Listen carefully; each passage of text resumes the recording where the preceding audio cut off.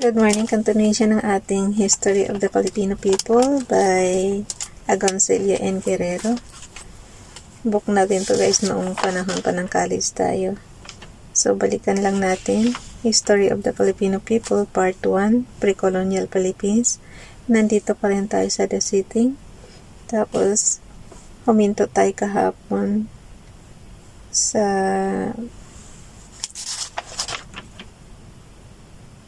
common traits ng diba? Common traits. So, dito muna tayo sa continuation, loyalty to a friend.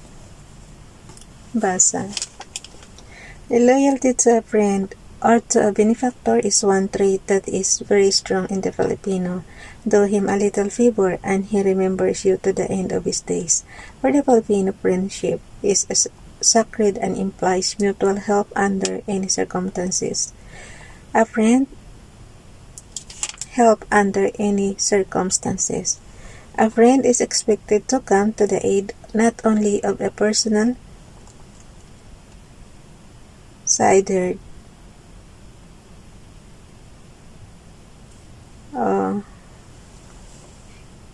ulitin ko guys A friend is expected to come to the aid not only of a personal friend but also of the latter's family.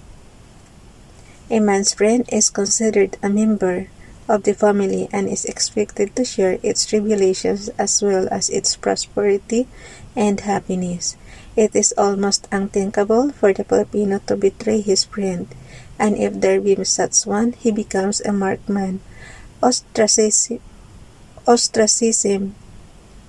is the lightest punishment that can be meted out to him. This concept of loyalty to a friend explains why the Filipino sulks at the thought of not receiving enough aid from the United States.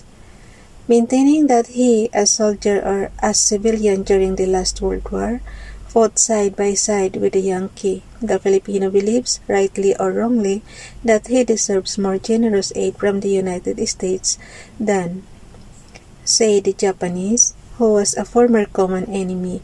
To the Filipino, it is hardly conceivable that the United States should turn out to be an ingrate, knowing that she does that he stood by her in the darkest hour. This attitude, on the other hand, is beyond the comprehension of the American, for the latter's understanding of friendship is different from that of the Filipino.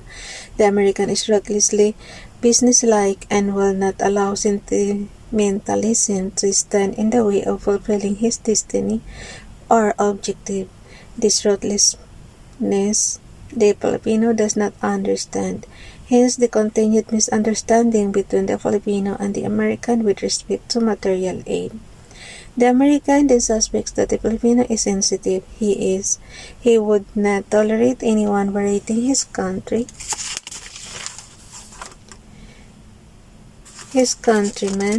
He is easily piqued with a foreigner, for instance, makes a sweeping generalization that is not flattering to the Filipinos no matter how true the observation may be. It takes skillful diplomacy, tact, or any more sophisticated language, a great deal of good public relations to talk to an erring Filipino employee or worker, for a good intention revoked by a superior might be taken as a slight on his character or integrity. When an American teacher of English at the Manila North, now Arellano High School, said way back in January 1930 that a Filipino brother and sister sitting beside each other in a desk were not so clean, and that you should get into the habit of cleaning yourselves. She probably meant no harm, but the Filipino schoolboys and girls took it as an insult, and forthwith the whole class called a meeting at a store nearby and then decided to call a strike. The American teacher was pictured as a monster, particularly because he was not good-looking and ugly. Words flew thick and fast. The school premises were immediately picketed, and soon the students from other high schools in Manila left their classes to join the strike. The strikers demanded the expulsion of the American teacher. The latter was sent back to to the United States, but the school authorities, backed up by the American superintendent of school, suspended the ringleaders. The traditional March graduation exercises were not held that year. Similar incidents happened twice in the University of the Philippines a year or two before and in 1931. In the former, a certain American lady professor with a Russian surname made what appeared to the students a sweeping generalization insulting to the Filipinos. The result was a student furor which led to the separation of the lady professor from the university. In the second case, an Australian professor of English who was an Oxonian said in a Tuesday convocation that 90% of the Filipino students were cheating in the examinations. That was enough. The students and some professors let loose a barrage of verbal fireworks which forced the eminent professor to resign. Yet this Australian professor was an admirer of the Filipinos, and the writers of the university worshipped him like an ancient Heto. The Anglo-Saxon frankness is something the Filipino seldom appreciates. The tendency to be indolent is certainly a trait of the Filipino. Rizal explained this tendency as the result of the tropical climate which makes even the Westerner indolent in these parts of paradise.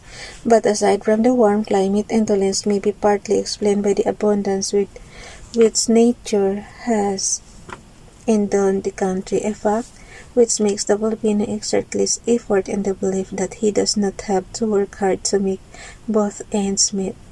Then, too, because of the close family and personal ties, the Filipino is assured of 3 square meals every day. If only he would have the nerve he usually has to go from one relative to another. He knows that no relative or friend would turn him out, and so he imposes himself on his willing or unwilling victims. Side by side with indolence, a lack of initiative, this trait is explained by a natural fear of competition, for Filipino society is cooperative, not competitive.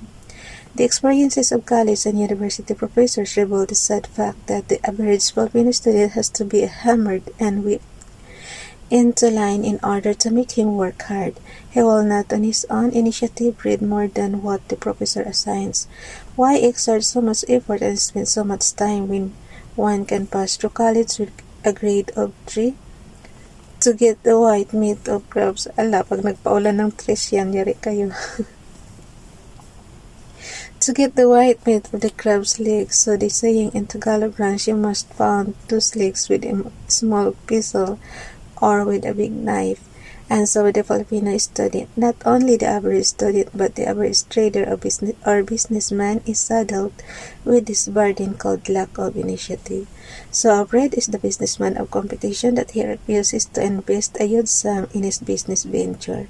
He craves a huge profit out of a small investment, but he would not think of putting in more capital or to expand his business. He is in Spanish parlance a Segurista, a man who wants to be sure that he does not lose. For this reason, the Filipino trader or businessman is almost always an underdog in relation to his alien competitors. It is only in recent years that the Filipino businessmen and merchants are trying to get rid of the Segurista attitude. The Filipino, being childlike, is naturally curious, but his curiosity is tainted with sympathy. There is certainly nothing malicious in his inquiries about one's health, about one's children, about one's salary, and so forth. Not infrequently is a sophisticated Filipino embarrassed when asked casually and with an air of innocent abandon where he works and how much he earns. An old woman of little Spanish breeding one asked a college graduate, "Poco más o menos, how much do you make?" Poco más o menos. So, meron tayong naglagay. Poco más o menos.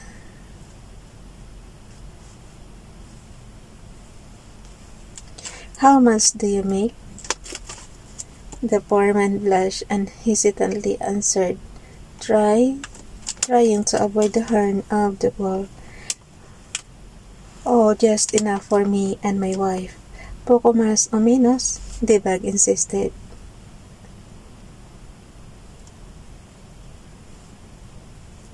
The young man metaphorically threw up his hands and finally gave the information. So this poking into one's spy is easily misunderstood by a Westerner who not accustomed to such kind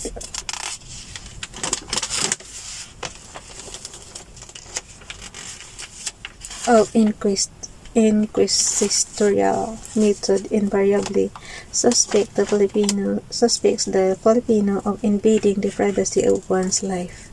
No such thing is meant, however.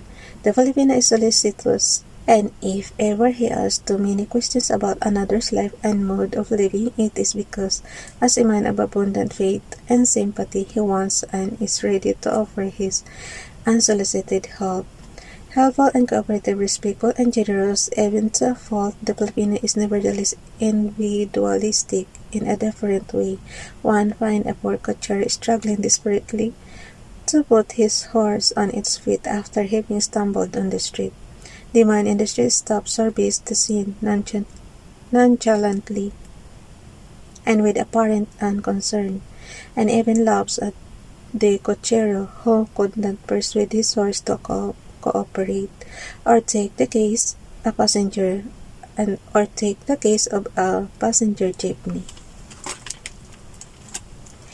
It stops in the middle of the street and needs to be pushed to start its machine. The driver signals to the oncoming jeepney to push his dilapidated contraption a little. The driver of the onrushing jeepney swerves to the left or to the right to avoid the stalled jeepney without even looking at the embattled fellow driver. Oftentimes, one hears the drivers of passing jeepneys shout, "Heto ang posporo." Here's a matchstick, meaning of course that this stalled jeepney should be consigned to the flames, yet try to insult or harm a jeepney driver and the whole broad will gang up on you. So, hinto na tayo dito. Dito tayo sa jealousy. Tomorrow. Lagyan natin 06 November. Continuation natin to tomorrow, guys. Jealousy. Okay, bye everyone. God bless.